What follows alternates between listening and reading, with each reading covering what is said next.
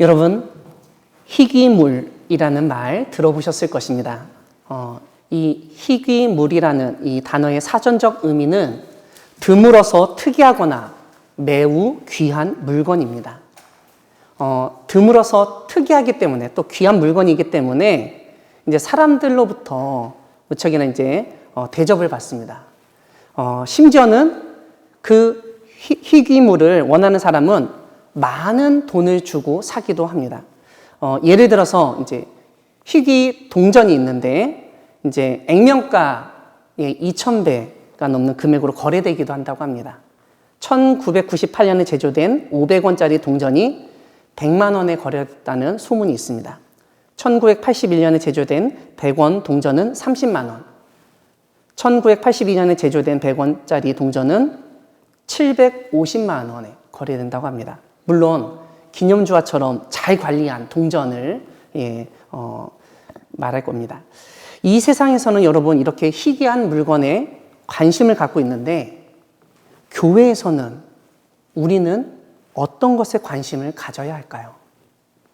세상 사람들은 관심을 가지지도 않는 희귀한 말씀에 대해서 우리 그리스도인이 관심을 가져야 한다고 오늘 말씀은 알려주고 있습니다. 오늘 본문의 성경 말씀은 엘리와 사무엘의 시대에는 여호와의 말씀이 희귀하였다. 이렇게 설명하면서 시작합니다. 엘리 제사장 시대, 특별히 사무엘이 엘리 제사장 밑에서 섬기고 있을 때 하나님의 말씀이 희귀하였다는 것은 무엇을 의미할까요? 그것은 하나님이 주시는 말씀이 예전처럼 많지 않았고 그래서 사람들에게 전해줄 수 있는 말씀이 별로 없었다는 것을 의미합니다. 또한 엘리 제사장이 하나님의 말씀을 잘 파악하지 못했다는 의미일 수도 있습니다. 즉 영적으로 분별력이 떨어져서 하나님의 말씀을 받아들일 수 없는 상태였거나 말씀을 주셔도 제대로 받아들이고 전할 수 없었다는 것을 뜻합니다. 이와 함께 우리가 생각할 것이 있는데 말씀은 물질적인 것이 아니고 비물질적인 것입니다. 흔히 말씀이라고 하면 사람들은 음성을 생각합니다. 하지만 말씀을 꼭 음성으로만 생각할 수는 없는데 편지처럼 기록한 것도 말씀이라고 할 수 있기 때문입니다. 우리 역시 성경을 하나님의 말씀이라고 믿고 있는데 하나님의 말씀을 기록한 것으로서의 성격을 인정하기 때문입니다. 그런데 고대 사회의 사람들은 오늘날 우리가 생각한 것과는 달리 말씀을 이해했습니다. 특별히 여호와의 말씀이라고 할 때 그것은 어떤 음성일 수도 있겠지만 1차적으로는 이상, 즉 어떤 환상과 관련되어서 이해했던 것을 볼 수가 있습니다. 오늘 본문에서도 여호와의 말씀이 희귀하여 이상이 흔히 보이지 않았다고 언급하며 말씀과 이상을 함께 연결해 이해하도록 합니다. 이런 점에서 여호와의 말씀이 희귀하다는 것은 하나님이 보여주시는 이상, 즉 환상이 흔하게 보이지 않았다는 뜻입니다. 구약시대 예언자들이 하나님의 말씀을 선포할 때 분명 하나님으로부터 음성을 듣기도 했겠지만 때로는 환상을 보고 그 환상과 관련된 설명을 들었을 것으로 추측하게 하는 경우도 있습니다. 이런 가운데 여호와의 말씀이 희귀하여 이상이 보이지 않았다는 말씀은 한편으로는 말씀을 듣는 귀와 다른 한편으로는 이상을 보는 눈이 중요하다는 사실을 깨닫게 합니다. 무엇보다 환상을 보기 위해서는 눈이 무척이나 중요하다고 여길 수 있습니다. 그런데 오늘 본문 2절은 엘리의 눈이 점점 어두워가서 잘 보지 못하였다고 알려줍니다. 일단 눈이 점점 어두워졌다는 것은 나이가 많아져 신체 기능이 점점 떨어지고 있음을 보여주는 증거입니다. 우리는 엘리 제사장의 시력 기능이 약화된 결과로 환상을 보지 못했다고 이해할 수도 있습니다. 하지만 오늘 본문의 이상, 환상은 우리의 눈을 통해서만 보는 것만을 의미하지는 않습니다. 우리가 창세기에서 볼 수 있듯 꿈을 통해서도 환상이나 이상을 볼 수 있기 때문입니다. 이런 점을 염두하면 그 당시에 하나님이 엘리 제사장에게 환상을 잘 보여주지 않으셔서 엘리 제사장이 하나님의 이상을 보지 못했다고 생각할 수 있습니다.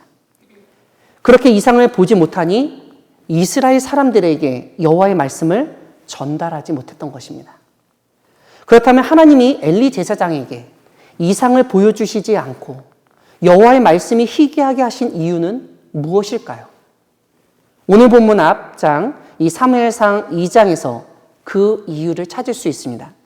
엘리 제사장의 아들들의 악행, 그들이 여호와의 제사를 멸시하며 회막에서 일하는 여인들과 동침하는 죄악을 엘리가 막지도 못했고 처벌하지도 않았기 때문입니다. 무엇보다 엘리의 아들들이 자신들의 죄악을 지적하는 아버지의 말을 듣지 않았다는 점에서 엘리 제사장의 권위와 영향력이 하나도 없었다는 점을 알 수 있습니다.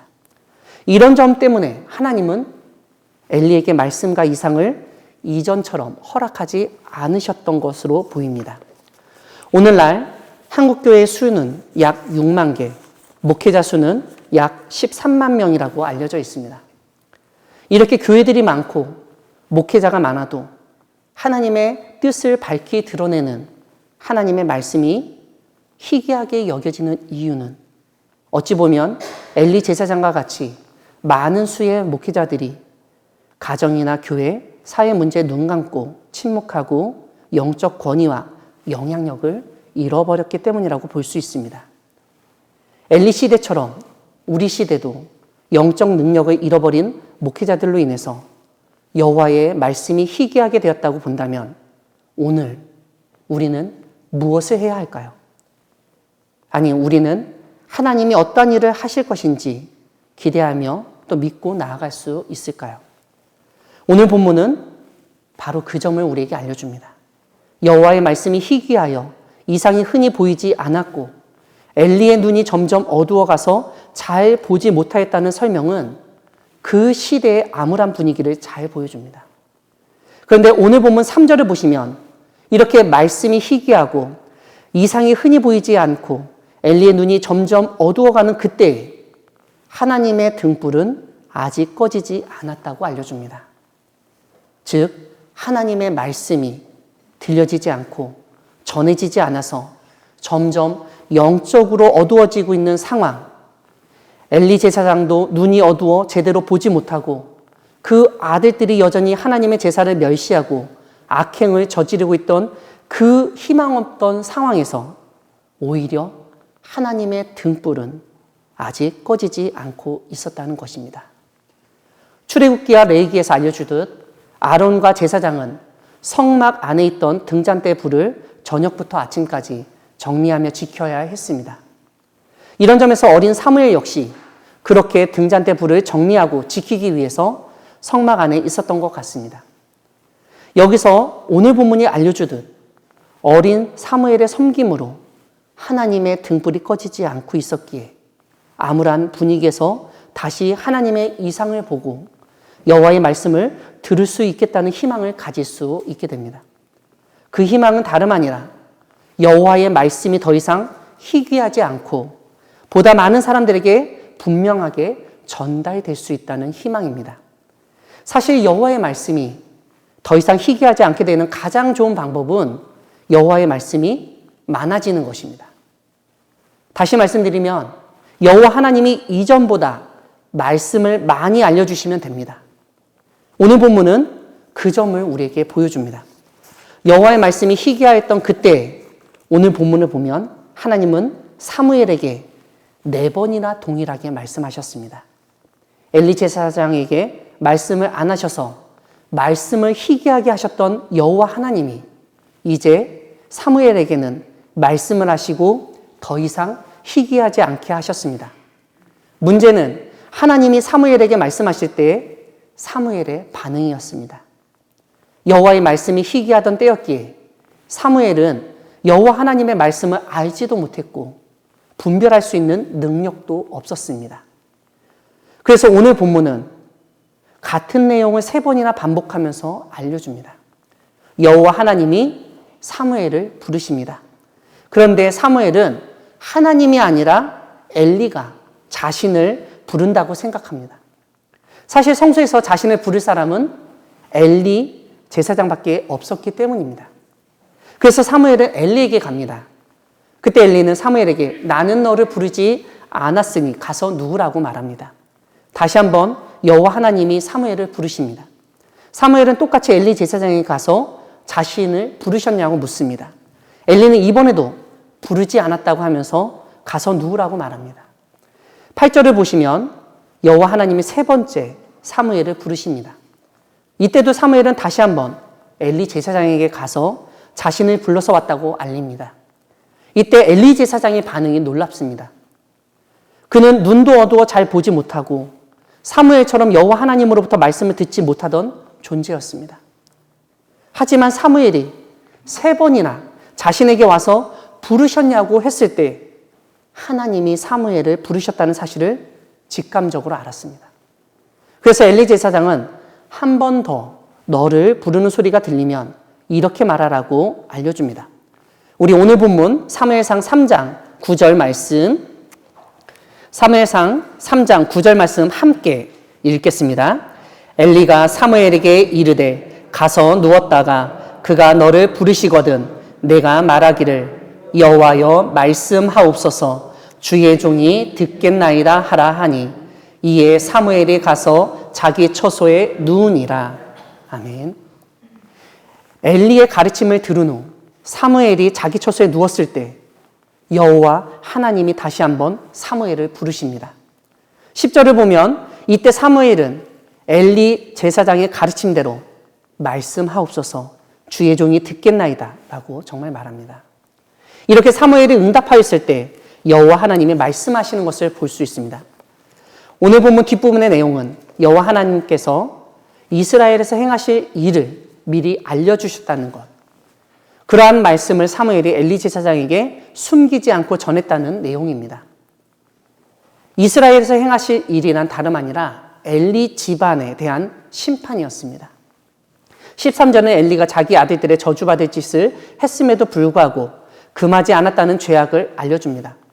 이 죄악은 그 당시 제물이나 예물로 속죄함을 받던 것과 달리 영원히 속죄함을 받지 못할 것이라고도 말씀하십니다.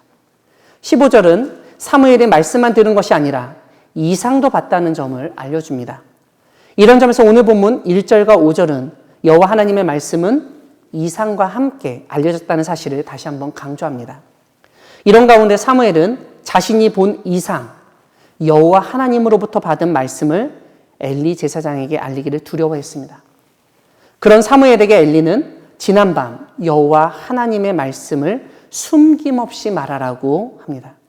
결국 사무엘은 숨기지 않고 말씀을 자세히 말합니다. 여호와 하나님의 말씀은 엘리 제사장 집안의 죄악을 심판하시겠다는 내용이었습니다. 그럼에도 불구하고 엘리는 여호와시니 선하신 대로 하실 것이니라라고 말하며 여호와 하나님의 말씀을 받아들입니다. 사랑하는 광야교회 성도 여러분, 여호와의 말씀이 희귀하였을 때 일어나는 현상은 무엇일까요? 사사기는 그런 점을 우리에게 잘 보여줍니다.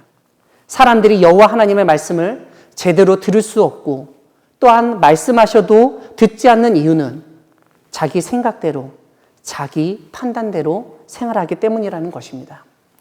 사사기에 나오는 것처럼 각자가 자기 소견에 옳은 대로 행하였습니다. 그런데 사사기만 그렇지 않았다고 알려줍니다. 사무엘상 1장도 그 시대에 여전히 사람들이 자기 소견대로 행하였다고 1장 23절에서 알려줍니다. 이처럼 여호와 하나님의 말씀이 희귀하거나 없을 때 사람들은 자기가 원하는 대로 하고 싶은 대로 하면서 살게 됩니다. 왜냐하면 하나의 기준, 절대적인 권위가 없기 때문입니다. 이것이 어찌 보면 하나님의 말씀이 희귀하고 말씀의 권위가 사라진 시대의 비극입니다. 오늘날 세상 사람들은 돈의 힘을 자각했습니다. 돈만 있으면 얼마든지 행복하게 살 수 있다고 생각합니다. 그래서 돈을 더 많이 벌기 위해서 욕심을 부리고 또한 일부는 권력에 기대어 살곤 합니다. 모든 것의 기준을 돈으로 삼고 말하고 행동하는 사람들이 점점 많아지고 있습니다. 이런 세상 풍조에 교회마저 영향을 받고 물들어 교회의 안정을 위한다고 하면서 심지어 세습이라는 일까지도 저지르고 있는 것을 보게 됩니다. 이러한 암울한 시대에 하나님은 여전히 하나님의 등불이 아직 꺼지지 않도록 하신다는 점을 믿으시기 바랍니다. 이러한 믿음을 가지고 우리는 세상이 어두워지고 말씀이 희귀해지는 그때 오히려 하나님의 등불을 밝혀야 합니다. 하나님을 더욱 가까이 하며 하나님의 말씀을 구해야 합니다. 우리가 어두운 세상 가운데 하나님의 밝은 빛을 비추기를 원할 때 여호와 하나님의 말씀이 희귀한 상황 속에서도 여전히 여호와 하나님의 말씀을 듣기 원할 때 하나님께서 친히 우리를 찾아와 말씀해 주실 것입니다.